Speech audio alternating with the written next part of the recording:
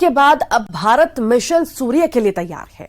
आज सुबह 11:50 पर श्रीहरिकोटा से आदित्य L1 उड़ान भरेगा। मिशन के लॉन्च का काउंटडाउन चल रहा है और इस मिशन का क्या है लक्ष्य, आइए जानते हैं।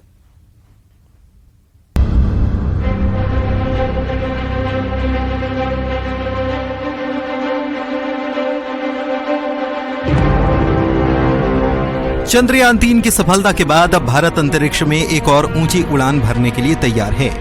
सूर्य की स्टडी के लिए भारत का पहला अंतरिक्ष अभियान आदित्य L1 श्रीहरिकोटा से उड़ान भरने वाला है।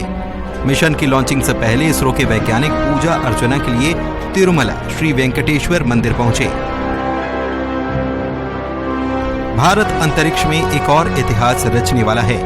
दुनिया भर की निगाहें इस मिशन पर हैं। आदित्य L1 मिशन का मकसद क्या है और ये कैसे सूर्य की स्टडी करेगा, आइए जानते हैं। आदित्य L1 सूर्य की करेगा स्टडी। सूर्य की स्टडी के लिए भारत का पहला अंतरिक्ष आधारित मिशन है ये। लैंग्रेज पॉइंट 1 में स्थापित किया जाएगा आदित्य L1।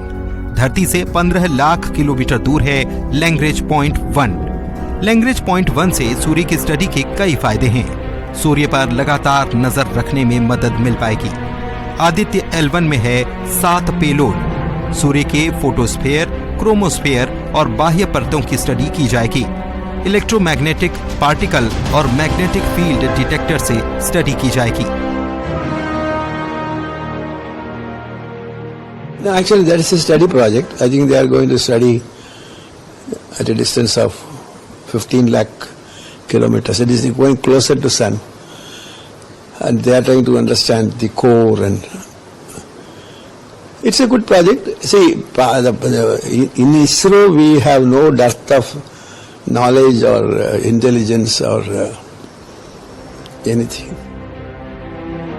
सूर्य धरती का सबसे करीबी तारा है और हमारे सोलर सिस्टम का सबसे बड़ा ऑब्जेक्ट है। सूर्य की स्टडी से मिल्की वे के तारों की ज्यादा जानकारी जुटाई जा सकती है, लेकिन ये स्टडी धरती पर रहकर नहीं की जा सकती। सूर्य से लगातार रेडिएशन निकलता है, लेकिन धरती का वायुमंडल और मैग्नेटिक फील्ड हानिकारक रेडिएशन को रोक देता है। ऐसे में सूर्य की स्टडी के लिए अंतरिक्ष में जाना जरूरी है। इसके अलावा सोलर विंड और सौर हवाएं अंतरिक्ष में कैसे ट्रेवल करती हैं, ये जानने के लिए भी धरती के मैग्नेटिक फील्ड से बाहर निकलना जरूरी है। इसी उद्देश्य से भारत अंतरिक्ष आधारित आदित्य L1 मिशन भेज रहा है, जो अंतरिक्ष में रहकर सूर्य से जुड़ी जानकारी जुटाएगा। सन के आउटर लेयर को, कोरोना लेयर जिसे कहते हैं, उसको ऑब्जर्व करेगा। इसी दौरान हमें उन डेटा के बारे में बताएगा जिससे हमें पता चलेगा कि क्लाइमेट चेंज सन से कैसे हो रहा है और सन के रेडिएशन का क्या इफेक्ट पड़ रहा है हमारे क्लाइमेट में, हमारे एटमॉस्फेयर में।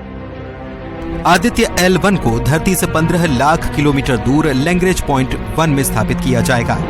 लेकिन ये लैंग्रेज पॉइंट आखिर है क्या? एस्ट्रोनॉमर RC कपूर बताते हैं कि ये सूर्य और पृथ्वी के बीच एक ऐसा बिंदु है जहां दोनों का गुरुत्वाकर्षण एक बराबर होता है। यहाँ से कोई भी यान सूर्य का उसी कोणीय गति से चक्कर लगाएगा जिस गति से पृथ्वी सूर्य का चक्कर लगाती है।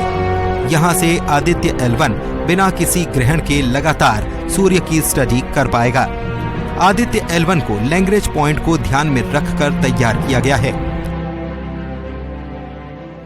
आदित्य L1 में अनेक उपकरण हैं जो कि विभिन्न संस्थानों का योगदान है। इनके जरिए सूर्य से आते हुए विकिरण, एक्स किरणें और ऊर्जावान कणों का अध्ययन होना है। सूर्य का जो कोरोना है वो अंतरिक्ष में फैलता जाता है, जिसको कि हम सोलर विंड के रूप में जानते हैं। सोलर विंड का अध्ययन होगा और इन सब के जरिए एक किस्म से हम पृथ्वी के आसपास के परिवेश में स्पेस वेदर को हम जान पाएंगे। और बहुत सी चीज़ों के लिए जो है हमें इतनी दूर जाना चाहिए जहाँ पर कि पृथ्वी का चुंबकीय क्षेत्र जो है वो उससे हम दूर हों, ताकि जो सूर्य से आने वाले ऊर्जावान कण हैं उनका हम समुचित तरीके से अध्ययन कर सकें। चंद्रयान 3 की सफलता के बाद पीएम मोदी ने सूर्य मिशन की घोषणा की थी और अब आदित्य L1 मिशन अंतरिक्ष में जाने के लिए तैयार है। इस मिशन के जरिए भारतीय वैज्ञानिक एक बार फिर अपनी क्षमता और काबिलियत बताएंगे। अंतरिक्ष में भारत की एक और उपलब्धि का काउंटडाउन जारी है। Bureau report, news 18।